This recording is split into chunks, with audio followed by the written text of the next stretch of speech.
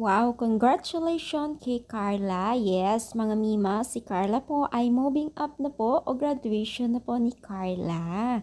Wow, so ito ay masayang binahagi po ni Carla sa kanyang social media account na kung saan po ay during pictorial po sa kanilang school, no? Talagang si Carla ay napakaswerte ngayong taon na ito, no?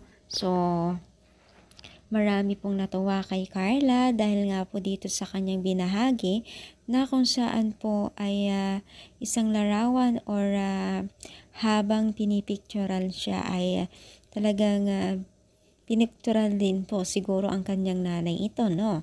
So, alam niyo ba guys na itong si Carla ay isa rin po siya sa mga matalino sa school nila dahil nagkakaroon din siya ng certificate or with honor.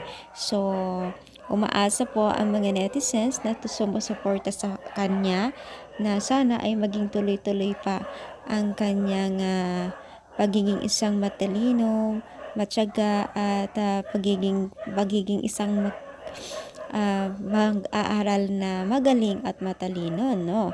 So, syempre, isa rin po yan, hindi lang ang kanyang magulang ang ay isa sa mga achievement, kundi ang buong Team Kalingit nga din ay kasali din po sa kanyang achievement dahil po dito ay lalong mas ginalingan po ni Carla. So, congratulations kay Baby Carla, no?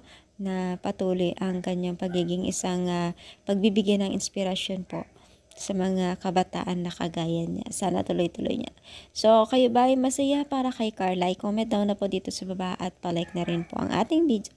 Thank you and God bless po guys.